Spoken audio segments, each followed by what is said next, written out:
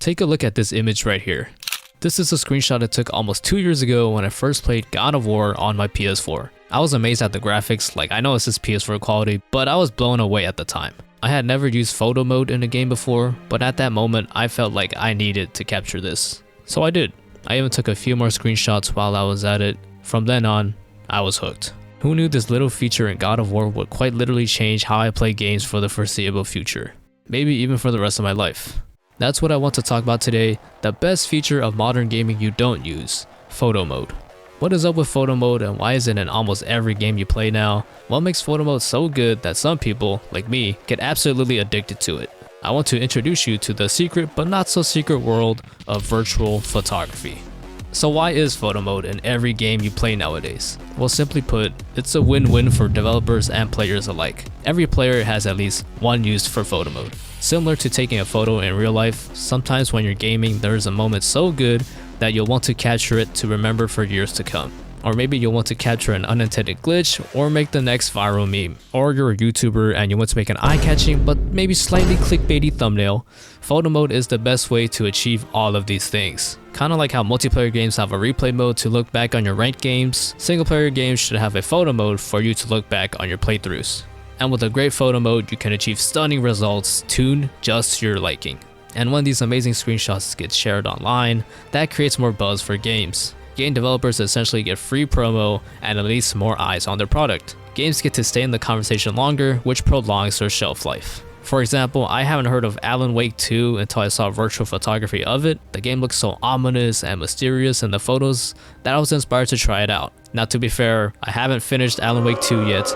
However, the tiny amount I did play, I loved it. Photo mode gives more power to the players and developers get more attention on their game. It's a win-win.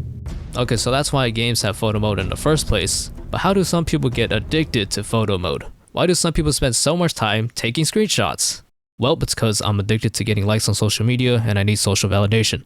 I'm just kidding. That's only half true.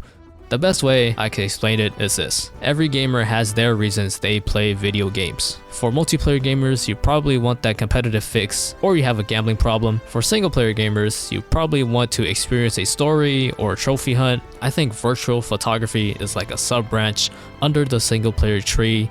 As pretentious as it may sound, I consider virtual photography a form of art. Video games inspire some people to write fanfics, make drawings, or make cringe YouTube videos. Virtual photography is just one more art form that can be created from video games. Like any form of art, virtual photography can be a way of expression. It's a way for people to share a piece of themselves. It's a way to evoke an emotion or tell a story, a way to speak from the heart. Now I come from a background of having real-world photography experience, but I know plenty of others who don't have that, yet they still find the same enjoyment I have in virtual photography. And yes, I do actually play the games too, not just take pictures of them, but I guess that's a quote-unquote negative of virtual photography. I'm now constantly wanting to screenshot everything I play, but I try my best to not shoot anything the first time I'm playing a story mode game. If I do encounter something I want to shoot, I'll make a new save file so I can come back to it later. In theory, I should do this all the time, but you know, no one's perfect. But most of the time, I try to keep gaming and screenshotting separate so I can fully enjoy both. In my time doing virtual photography and spending time in the community, there's been some noteworthy highlights. I've been reposted by studios like Guerrilla Games and Rockstar Games. The Rockstar one was insane, by the way. I had maybe 200 followers on Instagram before it happened. After the Rockstar Games repost, my follower count tripled and I got over 15,000 likes on one post. I had never dealt with that much internet clout in the span of 24 hours. And most people don't know this, but at the time, I hadn't finished the Red Dead 2 story yet and a commenter spoiled it for me. But it's all good. It's a small price to pay for internet fame, I guess. And besides the love I've gotten from developers, I've been able to interact with some great people in the virtual photography community, some of which have graciously allowed me to use their shots for this video. Plus, the amount of talent out there is astonishing. There are so many shots out there that have me like, damn, that's from a video game? And on the flip side, there's also shots that embrace being from a video game. Those have me like, damn, I kind of want to play that now. There's even multiple virtual photography awards that the community participates in every single year, and those are sponsored by official game studios. At the end of the day though, it's not about the competition, it's about sharing the passion we have for screenshots and uplifting and inspiring each other. So what is next for photo mode and virtual photography?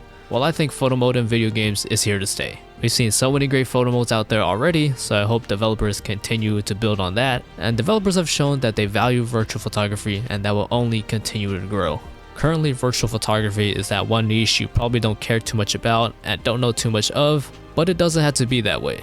Everyone can appreciate a good image, and everyone can access a photo mode to create a good image. And because of that ease of access, we can only assume more and more virtual photographers will emerge in the coming years. For me, there are so many things left for me to capture and so many ideas I want to try out that it's worthwhile for me to keep taking screenshots. But who knows, maybe this is just another hobby I'll eventually get tired of, or maybe it's something I'll keep coming back to.